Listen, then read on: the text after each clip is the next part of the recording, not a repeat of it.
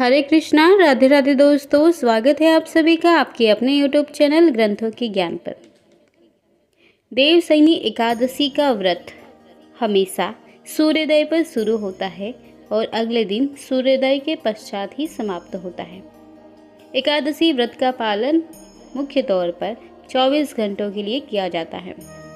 एकादशी का उपवास अगले दिन सूर्योदय के बाद एक उचित समय पर तोड़ा जाता है, जिससे एकादशी के पहले यानी 10वीं तिथि की रात हल्का भोजन करें, ताकि अगले दिन एकादशी पर अन्न का एक भी कण आपके पेट में ना रहे। यदि आप भगवान विष्णु जी की कृपा पाना चाहते हैं तो हरिशयनी एकादशी यानी देवशयनी एकादशी पर जल्दी सुबह उठ जाए और स्नान के बाद सूर्य को जल चढ़ाएं।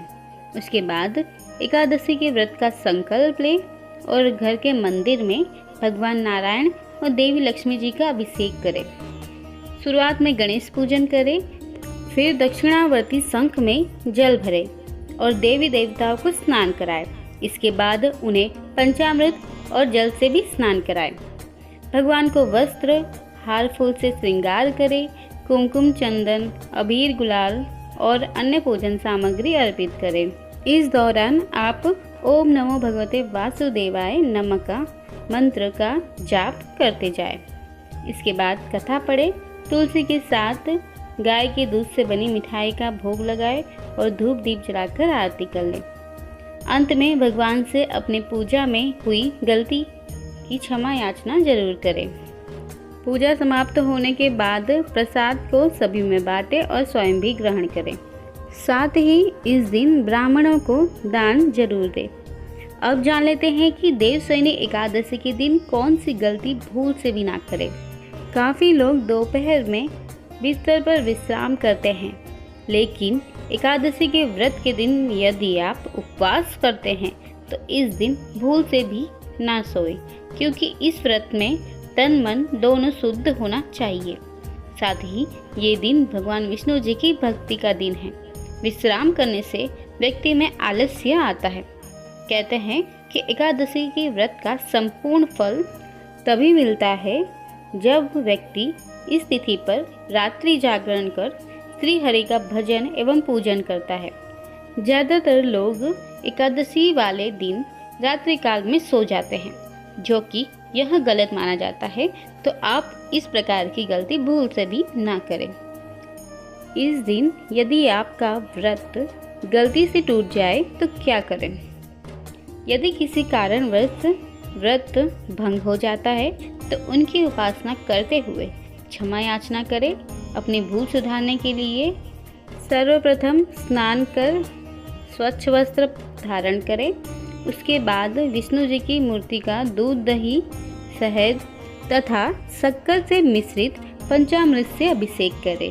भगवान विष्णु जी की षोडशोपचार पूजा करें। प्रभु से क्षमा याचना करते हुए इन मंत्रों का जाप करें।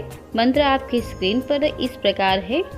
गौ, ब्राह्मण और कन्याओं को भोजन इस दिन जरूर कराएं। व्रत भंग होने पर भगवान विष्णु जी के द्वादशार मंत्र ओम नमो भगवते वासुदेवाय का यथाशक्ति तुलसी की माला से 11 माला जाप करें। एक माला का हवन भी कर सकते हैं। इस दिन मंदिर में पुजारी जी को पीले वस्त्र, फल, मिष्टान, धर्मरत्न, चने की दाल, हल्दी, केसर इत्यादि वस्तु का दान जरूर करें। यदि एकादशी का व्रत छूट जाता है तो प्रायश्चित के साथ ही निर्जला एकादशी का संकल्प भी ले सकते हैं।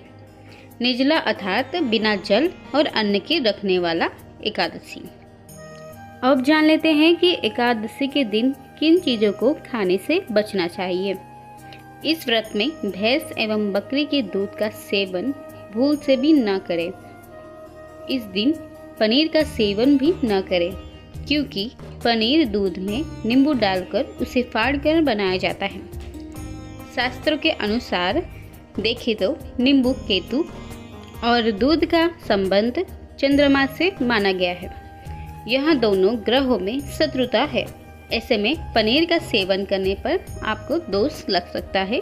इसीलिए इस दिन पनीर भूल से भी ना खाएं। इस व्रत में फलाहार, साबूदाना, शकरकंद, आलू, मूंगफली का सेवन कर सकते हैं।